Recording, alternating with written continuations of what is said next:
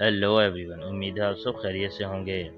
तो आपका स्वागत है हमारे चैनल की इस नई वीडियो में, जहां आज हम बेन 10 सीजन 3 एपिसोड 3 की हिंदी एक्सप्लेनेशन देखने वाले हैं।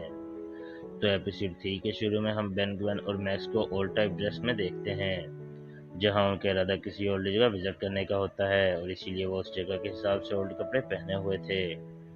तभी हम एक बिल्डिंग के ऊपर चार्म कैस्टल को देखते हैं, जो अपने जादू से वहां तबाही मचा रही होती है ताकि बेन उसे रोकने उसके पास आए।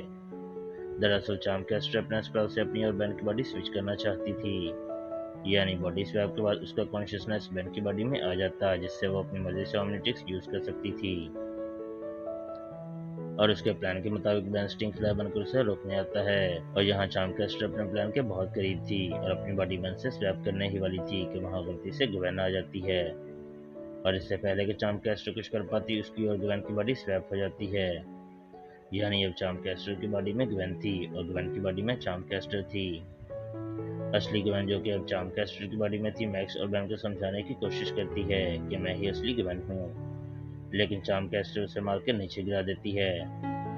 नेक्स्ट शॉट में पुलिस चार्म कैस्टर को पकड़ कर ले जाती है, हालांकि वो गवन थी। दूसरी तरफ चार्म कैस्टर बेन और मैक्स के साथ रहने लगती है।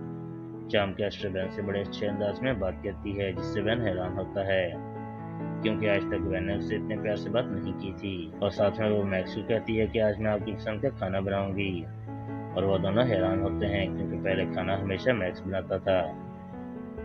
फिर ग्वेन, बेन और मैक्स खाने की शॉपिंग करने जाते हैं। दूसरी तरफ ग्वेन जेल में होती है, जहां उसे बदमजा खाना खाना पड़ता है।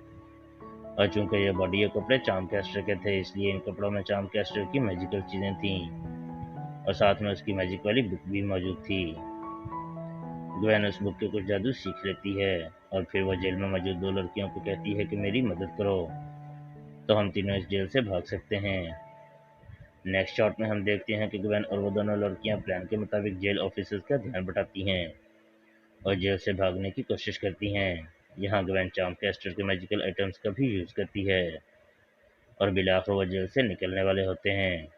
लेकिन यहाँ ग्वेन उन दोनों लड़कियों को धक्का देती है और खुद जेल से निकल आती है, लेकिन उन दोनों को बाहर नहीं आने देती, जिससे जेल ऑफिसर्स उन दोनों को फिर से पकड़ लेती हैं, जबकि ग्वेन जेल से भागने में कामयाब हो गई थी।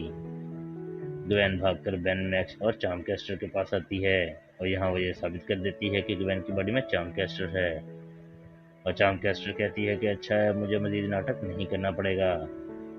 चार्म कैस्टर अपने मैजिक से उन तीनों को नीचे गिरा देती है और फिर से बॉडी स्वैप मैजिक करती है, लेकिन इस दफा फिर से गड़बड़ हो जाती है और चार्म कैस्टर अपनी बॉडी में वापस आ जाती है, लेकिन बेन और ग्वेन की बॉडी स्वैप हो जाती है।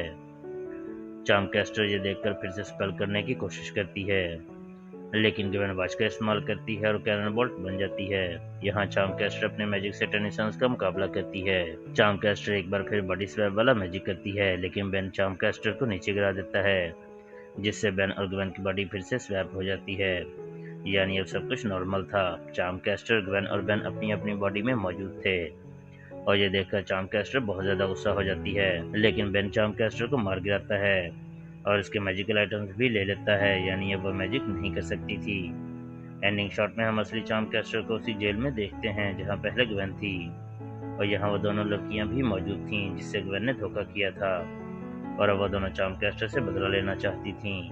और इसी मज़ेदार एंडिंग के साथ ये एपिसोड यहीं एंड हो जाती है, और हम इस वीडियो को यहीं एंड करते हैं। तो आपसे मुलाकात होगी नेक्स्ट वीडियो में, तब तक के लिए बाय बाय।